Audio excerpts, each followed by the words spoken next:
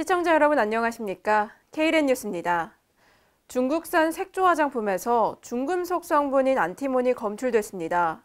경기도 보건환경연구원이 지난 2월부터 4월까지 문구점과 편의점, 생활용품점에서 색조 화장품과 눈화장용 제품 등 59개 제품을 수거해 조사했습니다.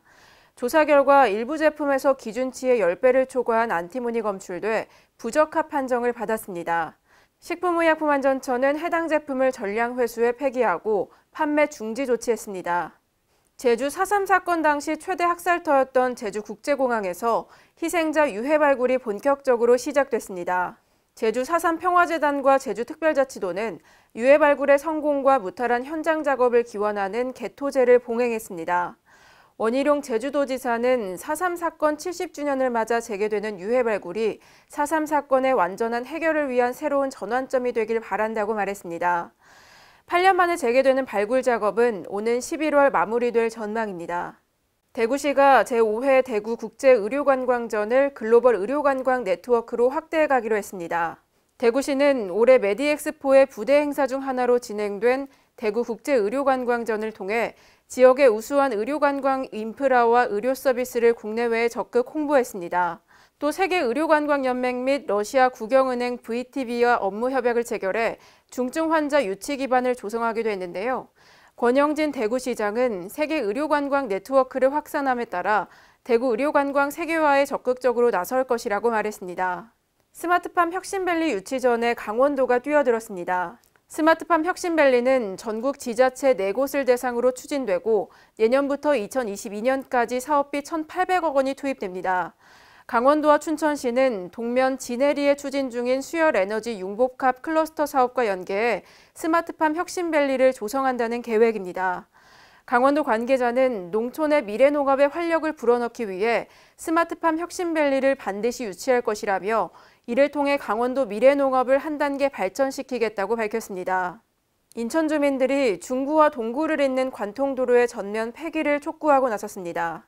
중동구 관통도로 전면 폐기 주민대책위원회는 지난 9일 인천시청에서 기자회견을 열고 중동구 관통도로 전면 폐기를 선언하고 주민 친화적인 부지 활용 방안을 협의하자고 제안했습니다. 문제가 되고 있는 이 도로는 사업비 1,500억 원이 투입돼 2011년 대부분 완공됐지만 주민들의 반대로 7년째 개통되지 못하고 있습니다. 반면 인천시는 도로 개통 입장을 고수해오고 있습니다. 서울시가 지난 2012년 공정무역도시 수도 서울을 선언한 지 6년 만에 공정무역도시 인증을 받았습니다. 인구 1,000만 명 이상 도시가 공정무역도시로 인정받은 건 서울시가 처음인데요. 인구 2만 5천 명당 1개의 공정무역 판매처를 확보하고 공정무역위원회를 구성해 운영하는 등 위원회가 정한 5개 기준을 모두 충족해 공정무역 인증도시로 선정됐습니다. 박원순 서울시장은 윤리적 소비에 대한 시민의식을 더욱 높여 세계 공정무역의 수도가 되도록 하겠다고 말했습니다. 충청남도가 저출산 극복 시책의 일환으로 임산부와 아이 동반 고객 전용 매표소를 열었습니다. 임산부와 아이 동반 고객을 위한 전용 매표소는 지난 5일 천안 시외버스터미널에 처음으로 개설됐는데요. 앞으로 충청남도는 임산부와 아이 동반 고객 전용 매표소를 관내 시청, 군청, 터미널, 금융기관, 영화관 등으로 확대할 예정입니다. 오늘의 브리핑입니다. 행정안전부가 청년이 주도하는 마을 기업을 집중 육성해 청년 일자리를 창출하고자 청년 참여형 마을 기업 17개소를 지정하고 지원합니다. 청년 참여형 마을 기업은 올해 처음으로 도입됐습니다. 행안부는 기업 운영에 필요한 시설비와 장비 구입비 등 보조금 5천만 원과 온 오프라인 판로 확보, 우체국 택배비 할인 등을 지원할 예정입니다. 제주시가 관내 음식점 등을 대상으로 음식물류 폐기물 감량기 지원 사업을 추진합니다.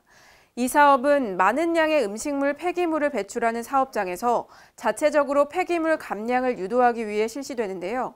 사업비 총 4억 5천만 원을 들여 집단 급식소와 일반 휴게 음식점의 50%, 관광 숙박업의 30%를 지원합니다. 충청남도가 대중국 교류 활성화 전략을 마련합니다. 이를 위해 지난 10일 충남 행정부지사와 관련 부서장 등이 참석한 가운데 대중국 교류 활성화 보고회가 개최됐습니다. 이날 회의에서 남궁영 행정부지사는 그동안의 정책과는 차별된 지속 발전 가능한 교류 협력 정책을 발굴하고 새로운 실천 방안을 모색하자고 말했습니다. 국가 혁신 성장을 위해 인재 양성 및 우수 인력 유치 프로젝트를 추진해야 한다는 목소리가 나왔습니다. 지난 10일 기획재정부가 개최한 국가 투자 프로젝트 발굴을 위한 국책 및 민간 연구기관과의 간담회에서 이 같은 필요성이 제기됐는데요.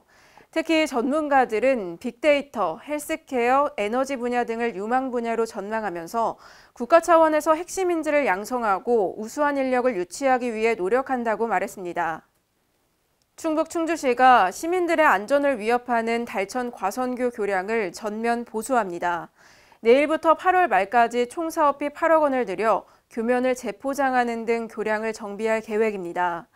충주시 관계자는 교량 보수 공사가 진행되는 동안 차량이 부분 통제될 예정인 만큼 주변 우회도로를 이용해달라고 당부했습니다. 앞으로 경북 포항 시민들은 자신이 살고 있는 집이 지진에 안전한지 직접 확인할 수 있게 됐습니다. 오늘부터 포항시 홈페이지 지진 관련 안내 코너에 우리 집 내진 설계 조회 서비스가 게시됩니다. 포항시는 건축물이 지진에 안전한지 여부를 미리 알면 내진 보강과 대피로 확대 등 사전 대비가 가능해 피해를 최대한 줄일 수 있을 것으로 기대하고 있습니다. 여성가족부가 성범죄자 취업 제한 제도를 확대 시행한다고 밝혔습니다. 그동안 아동 청소년 대상 성범죄자들이 학교와 유치원, 의료기관 등의 취업이 가능했지만 오는 17일부터는 취업이 불가능해집니다. 또 앞으로는 대학과 학생 상담 지원 시설, 특수교육 서비스 기관까지 성범죄자 취업 제한 대상 기관이 확대됩니다. 이상으로 KLN 뉴스를 마칩니다. 시청해주신 여러분 고맙습니다.